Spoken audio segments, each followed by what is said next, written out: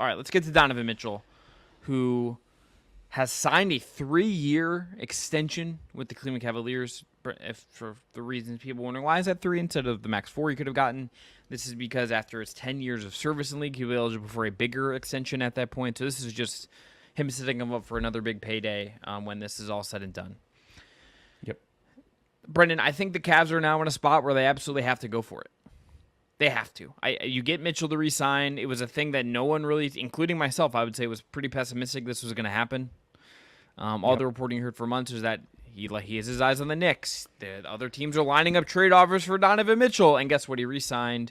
He used the quick movie. If we had a buzzer for Chris uses a movie thing because you're here and Wes isn't, we like that. But did you see he posted the Jordan Belfort from Wolf of Wall Street? I'm not fucking leaving thing. I'm along with if I this is not this isn't a good list, but like the Jordan Belfort, like people not understanding like the context of that scene and sort of like why that is actually an insane thing happening in real time is like on par with me with like NBA players loving the Joker. Like, do you got like what is going on here? You know, it's the same as the Matthew McConaughey scene at the beginning, where it's like he's teaching him that how to embrace a culture that's gonna like eat his soul alive and ruin his life. That's kind of like Matthew McConaughey's like, try all this stuff that's gonna make you miserable. Yeah, nobody understands. I don't think most people want to like confront that movie in the way that it was intended to be confronted, but conversation for a different time. Yeah, but yes, I do also want now 10 players to have to go watch Kinds of Kindness just to like see how they react to Yorgos. That is just now something I would like to happen. I'm just saying. I don't think it'll go well. Okay, so also on the Donovan Mitchell thing, 2 + 1, not straight 3 years, right? So yes.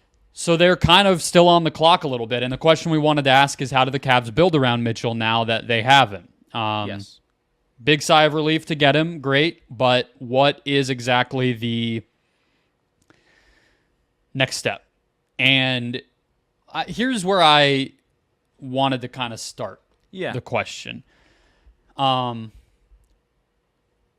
you buy the disappearance of the Garland trade noise, just as quick as it kind of popped up? Do you think that that's real, or do you think that that is Cleveland kind of playing the market a little bit and getting into, I guess, a staring contest with Clutch? That's what it feels like to me. But suddenly you have people like Brian Windhorst saying, the market's not there, it doesn't make sense, I'm not even sure if Garland wants to be traded himself or if that was just an agency thing, blah, blah, blah. Where do you think the real truth is in all that? It's probably somewhere in the middle. It's probably Garland would like a bigger role and more responsibility, but also probably isn't in a rush to be traded. Like, I do think him and Donovan, like, as much as there is some natural friction, I think, and probably some frustration, I don't think like there is like an apathy towards each other in a way that would like necessitate it, Yeah. I also think Windy is right, and he's Brian Windhorst, like he is at the sourcing, but it's like you just look at the landscape for a point guard trade right now. It's not like there's not like an obvious. You have to get weird to really find one. I think is part of this, right? It's like, okay, let's say the Wolves were gonna try to go get a point guard, for instance. That would require using Towns. The Cavs aren't gonna have Towns and Allen and Mobley, so it's like you're finding a home for Jared Allen. Like it becomes all these moving pieces to me. I also think the Cavs just hired a really perfect coach for Darius Garland. Like, that coach was a good coach for Donovan Mitchell. I think Kenny Atkinson's a pretty fucking good coach to get more out of Darius Garland. So I understand if the Cavs don't want to sell really low right now if they feel that's where the market's at. I think there's like a lot of this all competing against each other. Yeah, look, it's not easy. It's kind of similar to what the Pelicans have run into a little bit, and that's part of why those two teams have been connected and I mentioned this at the beginning of the summer when we were doing an episode looking at kind of previewing some of this, is like these teams, Atlanta being one of them as well, even kind of the Warriors like we were just talking about, where what they would want to trade to improve is also still a good player and they want to get a good player back. It just gets really complicated when you're talking about fit and money and all that, even roster spots sometimes and all that kind of stuff. It's not an easy thing to pull off when you're not just wanting to. If they wanted to just dump Darius Garland somewhere, they could do it. The Spurs could have given them some picks instead of paying Chris Paul. but they didn't want Keldon Johnson back. Just hypothetically as one kind of possible example with that, or whatever. So it's not easy, but I just think the time has passed to believe that Cleveland is going to become a real bona fide championship contender by crossing their fingers that their young guys get good enough all of a sudden to make that happen. Well, I think I agree with that. Here's the flip side of it, I would say. I can see a world where Jared Allen's trade value is maybe never been higher. $20 million contract in a world where Isaiah Hartenstein just got like $10 million more a year annual value for the next 2 years. Jared Allen's really good. Maybe not the same passer Hartenstein is, but a really good rim protector, really efficient as a dunker. Better finisher, I would say. Better finisher, yes. Like he is one of the, if there's a list of centers you're comfortable paying $20 million or more at in the league right now, he's firmly on that list. Like I would rather great contract. Right. Great contract. He's extension eligible now, but like that is a worry for a year from now. I think he's going to age pretty well and whatever he gets next, and his raise probably won't be huge. Like I don't think he's going to balloon to $40 million a year or anything like that. Maybe with the cap spike or something, but I could see a world where his trade value is your way to pivot out of this. It's like him and LeVert's money is like your way because you don't have a lot of picks, and I think his value you could make the argument has never been higher. And I also think Brendan, if it's, and maybe I just have thought about this way too much being here and covering that team a lot. The breakup I am more interested in seeing for the growth of the team is not Mitchell and Garland. It is Mobley and Allen. Evan Mobley needs to be at 5. It is time to force Evan Mobley's evolution. And the only way that's going to happen is you take the training wheels off, and the training wheels are Jared Allen. Go get another center who is not Tristan Thompson. Find a veteran you like. You've used draft Good picks luck, on though. This year they're almost all gone. It's a little late. Maybe there's one in a trade. You think about this in the future. Maybe you just bring back Tristan Thompson. He was fine last year. Whatever. Even post the PED suspension. But Jared Allen and Karis LeVert and maybe that is where you get into a salary number where you I think it makes sense. And you're also coming up on where those guys either kind of have to pay them again or you need to trade them. Karis LeVert's got 1 year left on his contract. Jared Allen, I believe, has 2.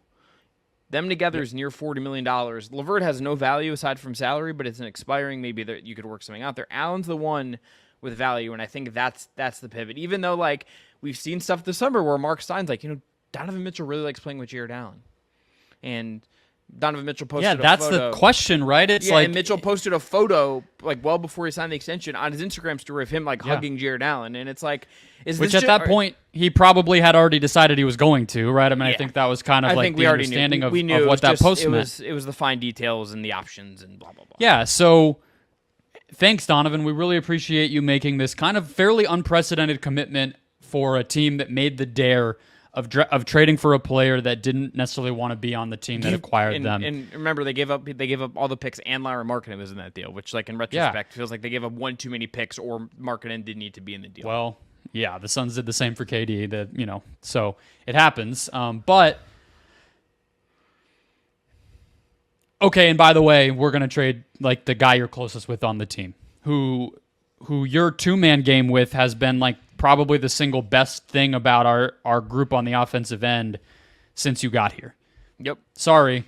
Thanks for your commitment. We're going to go ahead and not commit right back to you. I don't know. On the Mobley and Allen topic, though, if you look over the past 2 years in the regular season, they've had a 118.1 offensive rating when both guys are on the court. The issue is that was very heavily skewed toward 2 years ago than this past year, partially because Mobley was in and out of the lineup and kind of had, maybe outside of the playoffs, close to a lost year, But I guess Atkinson, I know you were just saying if you had to pick one guy that could benefit most, it would be Garland, but isn't Atkinson also, just being a smarter offensive mind in theory, supposed to be a guy who can help that pairing as well? And just was in a situation for the past few years in Golden State that plays a couple bigs, a couple non-shooters a lot of the time. That's kind of the theory. He talked about it at his presser too. He got asked about it, and he was I learned about this. Obviously, he said it's harder in the modern league, but we did in Golden State, there are ways to do it. I mean, if Evan Mobley starts shooting threes tomorrow, you can do it. It's just the question of like that hasn't happened yet, and now we're like. So I think with that, it's like I honestly don't think of Darius Garland as being constrained by the current situation. I think of that to me in terms of like the maximum value and impact he can have on a team, because I think he's a good shooter. I think we've seen two guards survive together in the past. Now Mitchell's not maybe the most willing or versatile offensive player in terms of the ways that he can be deployed historically in his career. The ship's probably sailed on him becoming that type of guy, so it's not perfect, but I think that can work. I think to me, you are actively kind of limiting Mobley's development by having him in this situation, and that is a big problem. Yeah, I agree. They've done him a disservice, I think, with where this has ended up. I really because like he doesn't need to shoot threes, you know.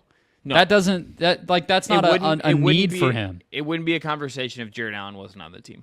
Exactly. And wasn't also pretty good in his own right. And they don't want to play them together. They never want to play the guys together. I pulled this stat. They played almost as many minutes with Mobley on the court and Allen off than they did together this year.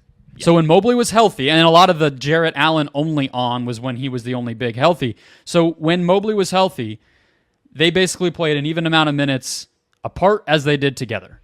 That just tells you they don't want to have this situation. So, I mean, I would agree with you. I thought going in that... Yeah. And if JB Bickerstaff is doing that, I think a more modern NBA coach like Kenny Atkinson might also be like, do I really want to do this? Even the Warriors, as a point of comparison, it was little dabbles. It wasn't like the bulk of their strategy. It was like, we have to do this for certain stretches and certain matchups. It is not going to define us. Yeah, they have the Draymond at center card to play. And they had they didn't have another $20 million player that had to go to the bench when Draymond played center. It was Kevon Looney making $7-8 million, who was a specialist as a rebounder and a screen setter and post defender and whatever else. So, yeah, I mean, going into the offseason, I thought Jared Allen was clearly the guy. I thought, move on from the coach, move on from Allen, see where that lands you. But then Donovan Mitchell makes this whole commitment to Allen, and then he chooses to stay. And I think the personal side of it really has to factor in. So, without that, it's like you re-sign Okoro up to the luxury tax line, I guess, and you hope Jalen Tyson can contribute in year one. Maybe Merrill and Porter, who kind of broke out last year, keep giving you good stuff. But that's just the same team. And even if we all felt good about them and they've been able to win regular season games, like nobody's picking that team to win a title, and the East just got better. Merrill, I think I can't talk about Tim Merrill. I'm not going to do it. I really thought about it for a second. I can't do it. You're also have to pay. My point is just that's what you're looking at. If it's not going to be moves, it's players of Sam Merrill's caliber getting exponentially better, which AKA it's not going to happen. He's 28. Sneakily so. Yeah. Just going to note that Evan Mobley is again also about to get a rookie max extension. You're paying him. Like there's a certain point where it's like, okay, we got to get the most value out of a guy who's making like a shit ton of money. Like practically. Yep. Like that is just a reality. I do not buy that they're not trading one of Garland or Allen this summer. Okay. I really don't. Right. I just don't. I just would be surprised. Yeah. I just don't think how can you look at yourself in the mirror and just say, "Yeah, let's do it again." Year 3, baby. It would be a very considering the win of signing Mitchell, just running it back would be a huge fucking bummer. Yeah, agree. You owe it to Mitchell to do more, frankly. Exactly. That's what he just committed to you. You got to commit back. Two-way street. Jared Allen teams Pelicans still? Yeah, I don't really like Ingram in Cleveland, so I don't love that whole situation. Obviously, McCollum doesn't fit there. Is there a good Ingram team?